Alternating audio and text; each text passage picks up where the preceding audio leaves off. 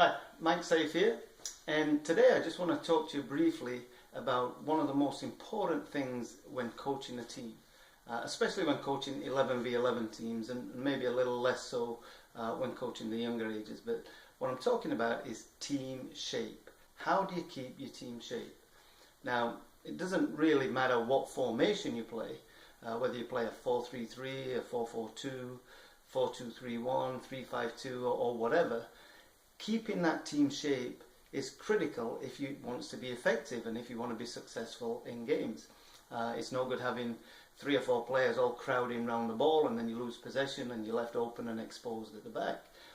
Same if you've got possession of the ball. It's no good having possession of the ball and teammates are not getting open in the right spots so that you can advance up the field effectively.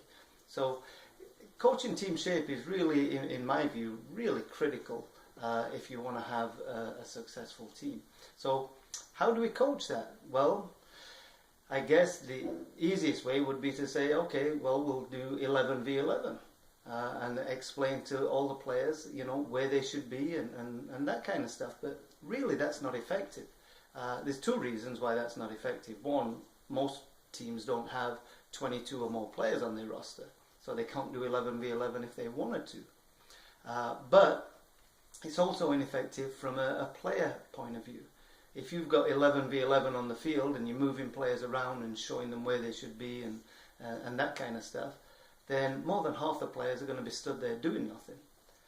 So what is a good method for teaching team shape and players' responsibilities? Well, you would do it in smaller numbers. Just like if you want to train shooting or possession, you wouldn't do that in an 11v11 situation. You'd do that with drills first and then follow up maybe with small-sided games, whether it's 3v3 or 5v5 or 6v6. And you may even have 2 or 3 of these small-sided games going on at the same time, so all your players are active. And it's the same when you're teaching team shape. Basically what you would do is you'd have smaller numbers, and in this case what I'm recommending is 7v7, 3-3-1 formation set up depending on what your formation is. But that is a way where all players can be involved. You can have multiple, if you've got more than 22 players, you can have 2 of those games going on at the same time. But coaching team shape should not be done in an 11v11 except rarely and except at the end when you're just finalizing things. But it can be more effectively done with smaller numbers. And we've got a book that's perfect for this. It's called Coaching Team Shape in the 3-3-1. So I won't explain it anymore here. We'll switch over to the computer screen and I'll give you a quick look at the book. Okay, so here is the book, Coaching Team Shape in the 3-3-1. Now, when I first saw that title, I was thinking maybe coaches could get confused thinking it's about coaching younger players that play 7v7 or 8v8 or something. But it's not. It's actually a good method of teaching team shape with smaller numbers so more players are active. And anyway, so here's the book, Coaching Team Shape in the 3-3-1. If I scroll down the left-hand side here, you can get a look at all the pages. And as you can see, most of the pages, almost every page has a diagram on. So it's really easy to read and pick up and flick through and understand. But the best way of showing you would be to go to the table of contents, I guess, and show you the book here.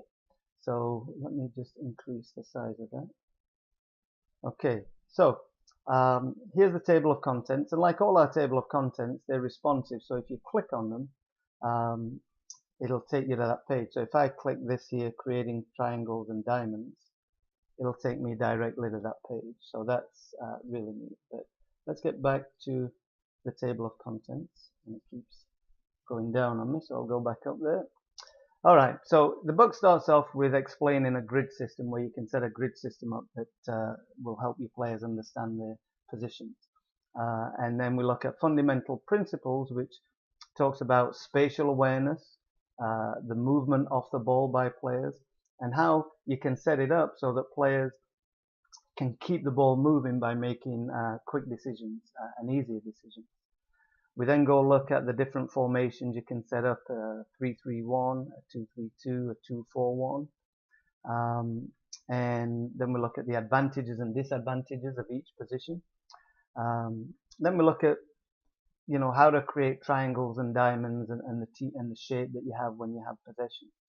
So we look at then how to link midfielders up with a striker, how to link the defenders up with the midfielders, the movement of central midfielders, and then also we look at how you can start it off as basically a shadow play with no opposition, and then how you can build up to full opposition. And then we look at advanced movement, and this is stuff like recycling the play from one side of the field to the other, transition from with the ball to without the ball and the opposite. When should wide players run forward? And then should you play the ball into space or should you play it to feet? And then what you do with a striker, how you deal with him when he's facing goal, what about when he's got his back towards goal, that kind of stuff. And then we look at combination plays, given goals, overlapping, and that kind of stuff. So it's a great book. One of the reasons I like it a lot is that I kind of used this kind of stuff when I was coaching my national championship team. So it kind of rings a bell with me. But coaching team shape in the 3-3-1, check it out. I'm sure you're going to like it.